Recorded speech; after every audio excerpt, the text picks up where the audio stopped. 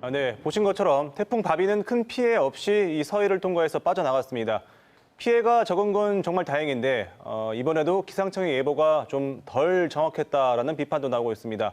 여기에 이번 주말쯤에 제9호 태풍이 발생해서 이게 또 한반도로 올라올 수 있다는 예측도 나오고 있는데요.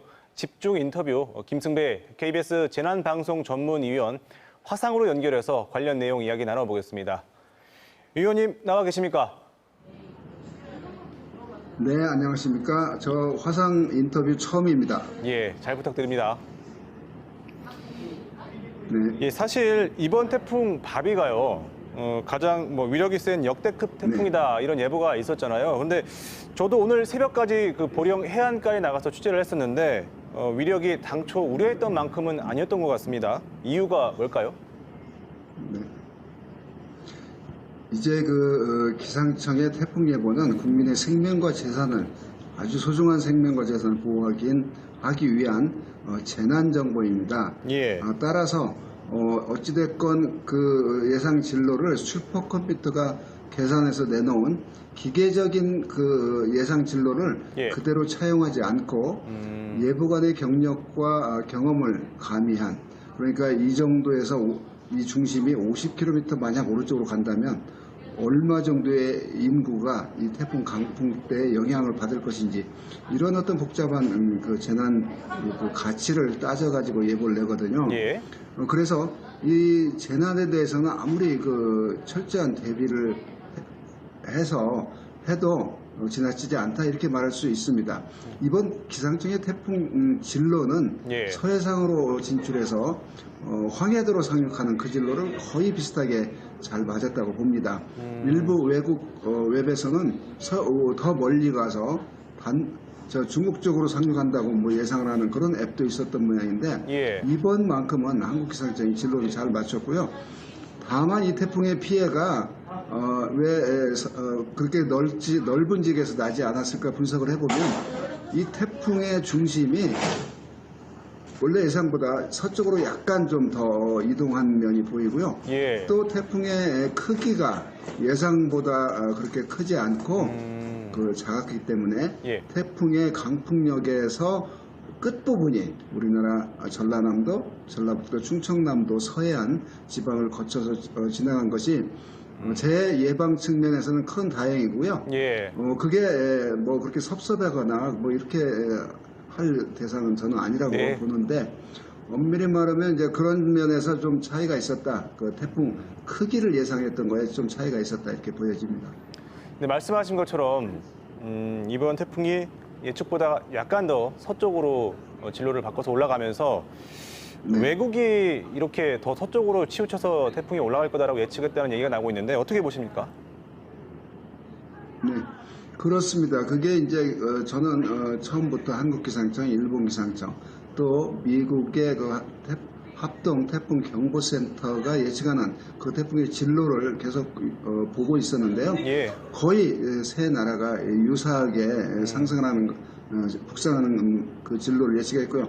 다만 지금 문제가 되고 있는 게 그 외국의 앱 윈디라는 그 앱에서는 우리 한국 기상청보다 서쪽으로 북상하면서 예. 결국 최종 황해도가 아닌 단둥반도로 중국 단둥. 그쪽으로 상륙하는 걸로 예측을 하더라고요. 예.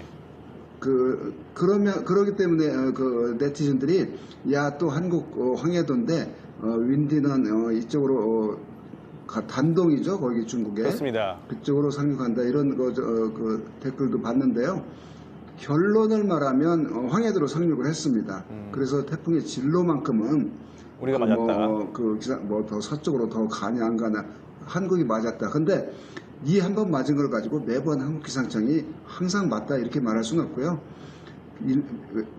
미국 거건 일본 거건 한국 거건 적어도 100번을 테스트를 해서 그 중에 60번이 한국이 맞더라 이러면 한국이 확실히 좋은 그 예측 능력을 가졌다 이렇게 말할 수 있는데, 어떤 때는 일본이 맞기도 하고 어떤 때는 예. 미국이 맞기도 하고 어떤 때는 한국이 맞기도 하는 그런 태풍 예상 진로 쭉 보아왔는데, 이번 8호 태풍 바비에 대해서만큼은 3개국이 거의 유사한 네. 그런 태풍 진로를 당초부터 예측을 했다고 봅니다. 알겠습니다.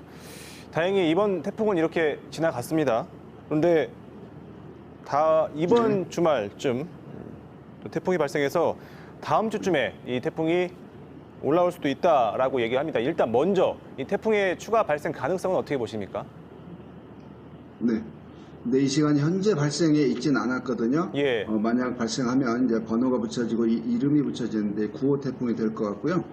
이게 그 태풍 발생 지역 그 바다 위에 기상위성 영상을 보면 구름의 모양들이 예. 이게 조금만 더 힘을 얻으면 중심 부근에서 초속 17m 이상의 강풍이 불기 시작하면 이제 태풍이라고 이름을 붙여주는 거거든요. 예. 아직은 그 전 단계로 보이고요.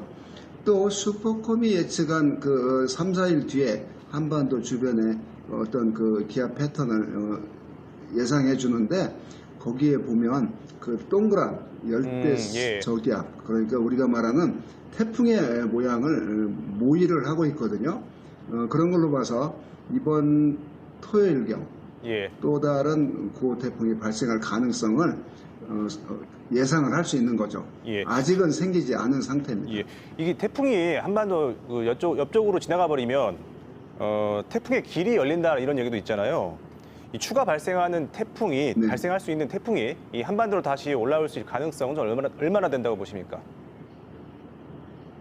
네, 고 태풍이 만약 발생하면 그 태풍은 발생해서 위로 올라갈 때 태풍이 저 남쪽으로 가지는 않습니다. 태풍이 이제 북상을 하게 되는데 예.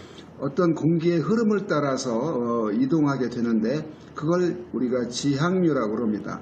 그러니까 북태평양 고기압 세력이 만약 서쪽까지 이렇게 확장해 있으면 이 태풍은 발생해서 그 지항류를 따라서 중국 쪽으로 상륙을 할 겁니다. 진행할 겁니다. 그런데 지금 현재 만약 내일 모레 토요일 날 태풍이 발생하면 그 지항류가 그러니까 공기의 흐름이 어떻게 되어 있냐면 이번 태풍 바비가 북상했던 것처럼 그 북태평양 고기압 가장자리로 올라갈 가능성이 있거든요. 네. 다만 이 지금 북쪽에서부터 남쪽까지 발달한 이 북태평양 고기압이 태풍 바비가 오늘 중국으로 올라가서 약화된 뒤에 약간 그 지금과 같은 형태에서 무너지는 형태로 그러니까 약간 서쪽으로 확장할 그런 그 기압 배치를 보일 것으로 예상이 되기 때문에 이 9호 태풍이 우리 과연 한반도로 올 것인지 아니면 대만 쪽으로 이렇게 중국 쪽으로 향할 건지는 앞으로 한 2, 3일 정도는 더 지켜봐야 될 것 같은데 네. 현재로서는 어떻게 그 장담할 수 없는 그런 상태입니다. 알겠습니다. 좀 지켜봐야겠습니다. 네, 오늘 말씀 여기까지 듣겠습니다. 위원님 고맙습니다. 네, 고맙습니다.